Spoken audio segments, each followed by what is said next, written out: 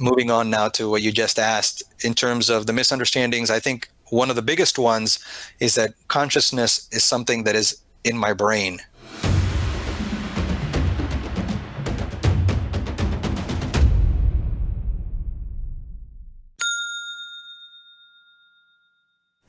In the second part of your book, when you talk about the world, you talk about some misconceptions about consciousness.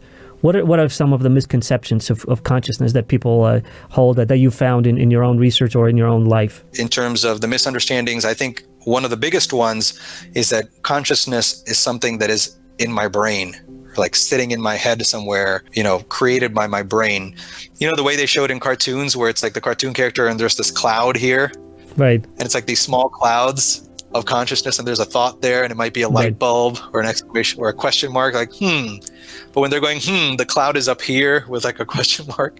Right. Or sometimes it's in the brain. But of course, no anatomist has ever found consciousness, right? Dissecting the brain, because we know that consciousness, some people would say, is not a physical thing. So this idea that consciousness is something that is localized, that is private to only me, that is only there when I'm awake, these are some of the biggest misconceptions about consciousness. Now, these misconceptions are there because we experience this. I mean, it's, people aren't dumb. People experience this, that it feels like consciousness is in my head, for example, or it feels like consciousness is definitely not in my knee. Consciousness is definitely not out there where the wall is, so to speak, right? People experience this. And what I would say is that what we're experiencing is a particular configuration of the mind.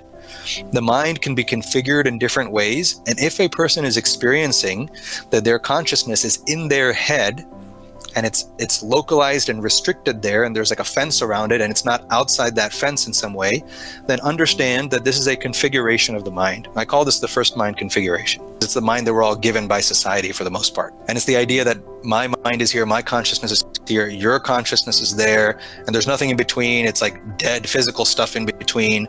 This is all because the mind has taken a particular configuration. And when that configuration changes, the experience of where consciousness is or what it is also changes.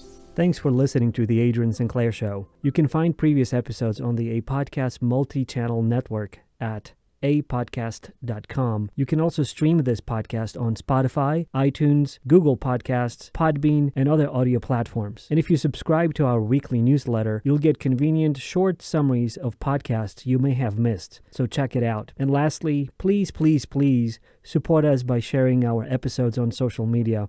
We really appreciate it. Thanks.